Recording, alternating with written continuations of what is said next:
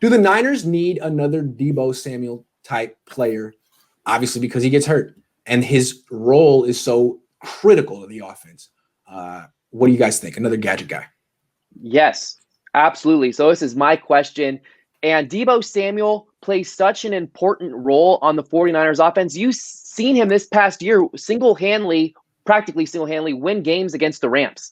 And when he's not in the lineup, they don't have that player that they can deploy all over the field, catch the ball behind the line of scrimmage. And a lot of people criticize the fact that the 49ers use Deebo-Samuel behind the line of scrimmage as often as they did. I don't see the issue there. He picks up massive chunk yardage. If you go back to the 2019 season down the stretch, the game against the Rams, Saturday Night Football, the Sunday night game against the Seahawks, all throughout the playoffs, he was so dynamic as a ball carrier, receiving handoffs that the 49ers need to have a contingency plan in case he gets hurt. And you look around the NFL, the Chiefs using Tyreek Hill, Mecole Hardman, all around the line of scrimmage, behind the line of scrimmage. That's the direction that the league is going in. It's okay to have these weapon receivers, and it's not a knock on them. So there's a couple names I'm going to throw out that the 49ers should consider signing to be that second Deebo-Samuel and kind of spell him and allow Samuel to be used more traditionally as a wide receiver. You got Curtis Samuel. He's going to be pricey. I would love to see him in Kyle Shanahan's offense. He's definitely on the more expensive side of the spectrum. Cordarrelle Patterson, play running back, play wide receiver, has special teams value. D.D. Westbrook's another name that I find interesting, but he has domestic violence history, which complicates a signing. But he has special teams value, has ran the ball out of the backfield before, a good slot receiver. And then you got two guys in the draft, the Felton kid from UCLA and then Tony from Florida. Tony, those for are sure. guys that could be in the second round range that the 49ers should definitely look into because Samuel serves such an important role on the offense. And again, we've seen him win games and really contribute in that jet sweep motion in big, big games. If he gets that ball more in that fashion in the Super Bowl, who knows what happens? But Kyle Shanahan went away from it. So, yes, they absolutely need to find a second gadget Deebo-Samuel type player.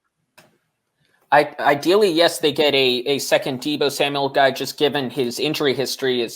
He's not a guarantee to give you 16 games. No one is, but he's not a guarantee, and he might get injured, and that kind of hurts your offense. As we saw, was it the Washington game? He got hurt the first play, and then the offense kind of was lost after that. But I think you can't spend on Curtis Samuel. As Nick was saying, he's going to be pricey, and the Niners have needs elsewhere. They have to address left tackle. They have to address center. They have to address cornerback, defensive line, and that leaves Curtis Samuel out. And there's teams like Jacksonville where he fits in that Ohio State system, and he can go there and be what he was in college. So Samuel's out. And then I also think Kadarius Toney doesn't really match up because they can't pick him with that first pick. They might need it. If they wanted to take him, they'd either have to trade back twice or trade up at that second round pick and give up other draft picks to go get him. And I think there's other teams that want him. I like Jamal Agnew, but he would be a good kick returner. And my guy is Isaiah McKenzie, who's opposite of Deebo-Samuel. He's under 5'10", but he adds the speed element. He's a good deep ball receiver. He also takes reverses and drags behind the backfield. He did that with Buffalo against the 49ers. If you recall, he motioned out, and then I think it was Akella Witherspoon or someone that was chasing him down, and he caught that touchdown in the back left. And that's the guy I would get. You could probably get him for under $2 million. He runs under 4.40, and he'd be excellent. And he's a great punt returner.